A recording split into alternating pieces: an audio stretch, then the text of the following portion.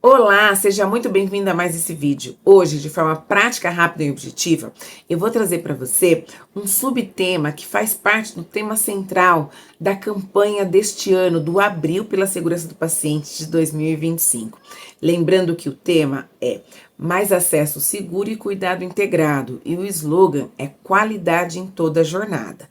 Então, esse tema, o próprio Ministério da Saúde, ele fragmentou em alguns subtemas para que você consiga, então, estabelecer diversas ações no seu serviço de saúde. Diferente dos anos anteriores, esse ano eu entendo que o tema ele está mais abrangente, que inclusive ele não foca, por exemplo, só no serviço de saúde específico, ele foca como o paciente ele tem o acesso àquele serviço. Então isso vale para serviços públicos, para serviços privados, para qualquer perfil de serviço de saúde. Então hoje o tema do nosso vídeo é acesso seguro e oportuno. É isso mesmo. Vamos trabalhar então 4 características que podem fazer com que esse acesso seja seguro e oportuno. Quando a gente fala então de um acesso seguro e oportuno, o que a gente quer? A gente quer garantir que o paciente ele tenha de fato acesso ao recurso que ele precisa para que de fato ele consiga ter as suas necessidades de saúde atendido. E isso de forma segura. Então, evitando todo e qualquer incidente e evento adverso, garantindo também a equidade e a continuidade no cuidado. Olha quando a gente fala de meta 1 de comunicação, de quanto a gente preza pela continuidade do cuidado, aqui nesse ano, uma das pautas é acesso seguro com a garantia da continuidade do cuidado. Então, quais são os 4 itens que você pode, então, trabalhar fortemente para melhorar, então, o acesso, para garantir, então, esse acesso de forma segura e em tempo oportuno? Primeiro, a redução do tempo de espera. É importantíssimo que o seu serviço de saúde estabeleça protocolos, implemente protocolos para reduzir então esse tempo de espera. E aí, o protocolo ele pode estar relacionado à triagem, que é uma das formas que a gente tem para poder priorizar o atendimento, pode, mas ele não deve ser limitado somente à triagem. Ele precisa ser abrangente o suficiente para de fato reduzir o tempo de espera do paciente, lembrando que ele tem toda uma jornada para percorrer no serviço de saúde. Isso a gente fala também de um serviço ambulatorial. Às vezes o paciente ele tem uma consulta agendada para um determinado horário.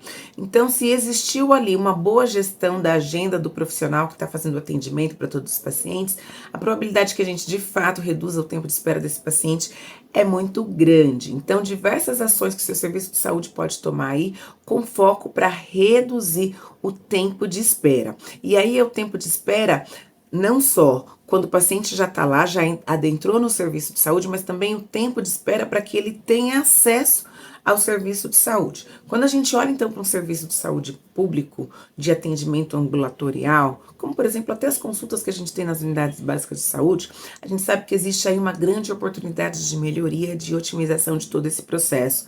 Por quê? Porque às vezes o paciente demora uma eternidade para marcar uma consulta, uma outra eternidade para marcar um exame, e isso pode impactar significativamente em todo o tratamento, além da detecção ou do diagnóstico mais rápido e também em toda a evolução. Isso pode fazer com que o paciente, inclusive, evolua de forma negativa sem ter o acesso adequado e devido, então, ao serviço de saúde. Lembrando que existem, na verdade, hoje já existe, né? Existem diversas políticas públicas que fomentam diversos temas específicos, diversos grupos específicos, mas ainda a gente sabe que no nosso país existe aí uma grande oportunidade de evolução para que a gente possa garantir o acesso oportuno e com foco na redução do tempo de espera do paciente. Outro ponto importante é a ampliação do horário de atendimento.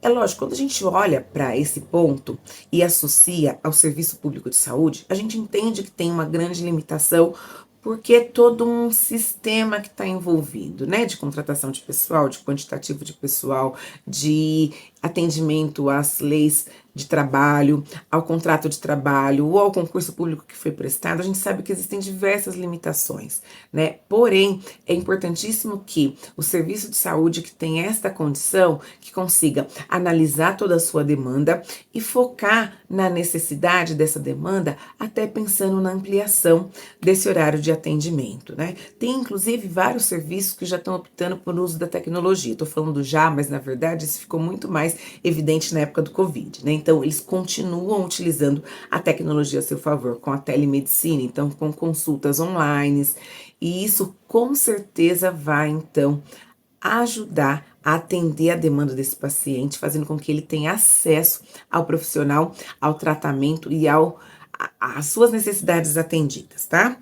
Outro ponto importante, então, quando a gente fala dessa oportunidade de acesso, é a distribuição adequada de profissionais, né? Então, todo e qualquer serviço de saúde precisa entender de fato qual que é o seu público, qual que é o perfil de atendimento. Quando a gente trabalha então com o ONA, com a implementação desse processo de acreditação, um dos pontos que a gente precisa fazer para planejar todo o serviço é o levantamento do perfil epidemiológico dos pacientes, então daqueles clientes que estão recebendo e que recebem o cuidado naquele serviço. Por que isso? Porque se a gente de fato conhecer o nosso público e a nossa demanda reprimida, a gente vai conseguir então otimizar melhor a agenda dos profissionais e todos os demais recursos nos serviços de saúde. Porque aqui eu falei de recurso humano, mas a gente sabe que para que a gente possa prestar um bom atendimento, a gente precisa garantir a disponibilidade dos demais recursos de material, de medicamento, de insumos, de equipamentos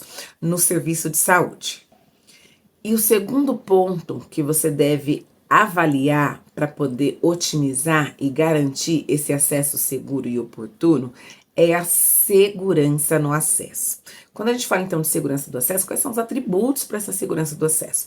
A gente precisa evitar qualquer erro na admissão desse paciente. E isso inclui a implementação dos protocolos de identificação do paciente, dos protocolos de acesso, de admissão do paciente, para que a gente inclusive consiga ter aí um bom levantamento do histórico do paciente, para que a partir daí a gente consiga fazer uma assistência segura, contínua e com foco para atender as necessidades do paciente. Segundo, ainda dentro da segurança do acesso, o ambiente físico ele deve ser adequado. Então a gente precisa garantir acessibilidade a todos. Eu sei que isso é até redundante falar, porque existem leis hoje que amparam as pessoas que têm, então, necessidades de acesso físico ao ambiente de saúde, precisa ser garantido, então. Mas é importante, então, que vocês consigam aí no seu serviço de saúde identificar se todas as legislações pertinentes estão sendo atendidas para que você garanta a acessibilidade de todas as pessoas que vão acessar, então, o serviço de saúde. Incluindo, lógico, as pessoas com alguma deficiência física, os idosos e assim por diante. E outro ponto ainda para garantir a segurança no acesso é a capacitação da equipe. Então vamos pensar, né? Se a gente tem toda uma estrutura no serviço de saúde adequado, né? A gente tem consultórios, equipamentos disponíveis, a gente tem, né, exames diagnósticos por imagem, enfim, laboratoriais para serem realizados, para que o paciente não tenha acesso a tudo isso, mas a gente não tem profissionais capacitados para realizar, seja uma boa triagem, seja um bom atendimento, seja a aplicação de um bom protocolo, seja a condução de um caso para a continuidade do cuidado seguro. Então, é muito importante para que a gente possa garantir também a segurança no acesso, a gente realize a capacitação da equipe. E a capacitação da equipe, ela vai depender de acordo com as necessidades daquela equipe. É lógico que existem alguns temas que eles podem se repetir porque fazem parte da estrutura de trabalho, de fluxo interno. Então, isso acaba contemplando um cronograma ou um plano educacional no seu serviço para os colaboradores de forma periódica. Porém, para que de fato seja muito mais assertiva essa capacitação da equipe, o serviço precisa ter instrumentos, ferramentas específicas para levantar as necessidades dos profissionais do seu serviço de acordo com aquilo que o serviço de saúde oferece, para que consiga, então, através da capacitação, alinhar a necessidade do paciente, aquilo que a gente oferta, com os profissionais que então vão ofertar esse cuidado ao paciente. E o item 3 é a continuidade no cuidado.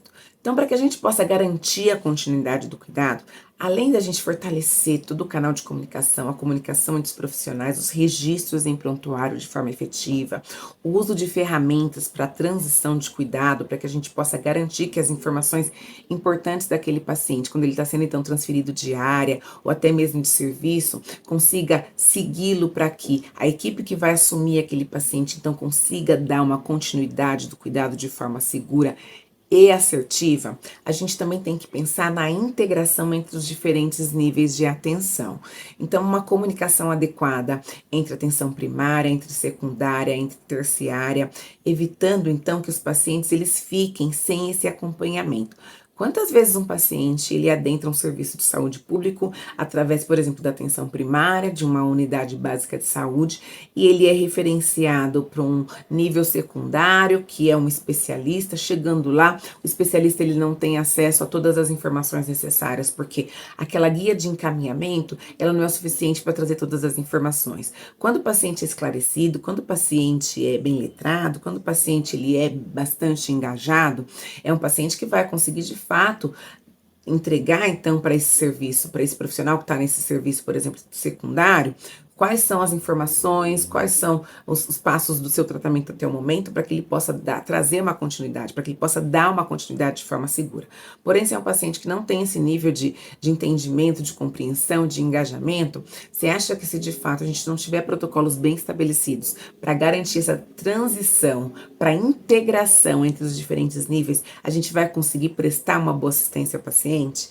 De forma contínua e ágil, otimizando o tempo? Não. Quantas vezes o paciente realizou um determinado exame aqui, através da atenção primária, e quando ele chega lá para um especialista, o especialista pede o exame de novo, porque ou o paciente não levou, o paciente não comunicou que já fez, ou porque de fato ele não tem essa informação. Então é importante que a gente crie estratégias. E quando eu falo a gente cria essas estratégias, eu sei que talvez não é você que está num serviço de saúde trabalhando de repente numa qualidade, numa segurança do paciente. Isso, na verdade, são ações que são mais complexas e abrangentes e que envolvem outros níveis, mas é importante você saber que se essa integração entre os níveis de atenção não for realizada de maneira adequada, segura e rápida, a gente tem uma grande perda quando a gente fala na continuidade do cuidado, tá? Outro ponto importante que às vezes a gente desconsidera, isso é um ponto que ainda bem que essas metodologias de acreditação, elas acabam olhando bastante nos serviços de saúde, é o monitoramento do paciente pós-alta.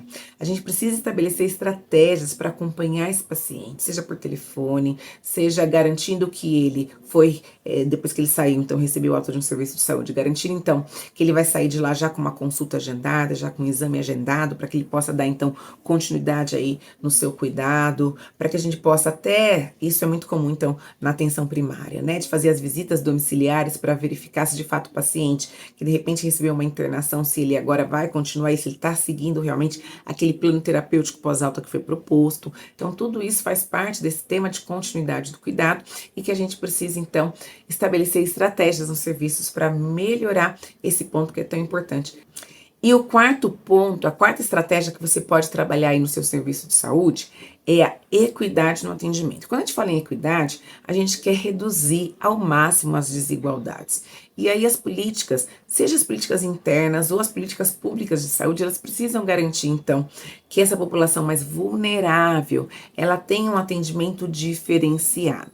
Existe uma frase no direito que fala assim: tratar os iguais de forma desigual na medida que eles se desigualam. O que isso significa? Significa que eu preciso ter, de fato, um cuidado equitativo, com equidade, porque assim eu vou entregar mais para quem mais necessita, entregar menos para quem menos necessita, e dessa forma a gente também equilibra todo o sistema de saúde. Um outro ponto importante, ainda na equidade do atendimento, é que a gente pode, então, usar de tecnologias, né? Olhando para a telemedicina, olhando para os aplicativos das consultas online, né? Para os monitoramentos remotos de pacientes. Então, tudo isso vai estar dentro desse tema que está associado à equidade no atendimento. Então, essas são as estratégias que você pode trabalhar dentro dessa temática que é acesso oportuno e seguro para comemorar, então, essa data tão importante do Abril pela Segurança do Paciente aqui no nosso país. Gostou desse vídeo? Deixa o seu comentário se você tiver alguma dúvida, alguma orientação, alguma sugestão, porque você sabe, aqui a segurança do paciente é na prática. Te vejo nos próximos vídeos falando mais sobre esse tema que é tão importante para a gente. Abril pela Segurança do Paciente 2025. Te encontro na próxima semana.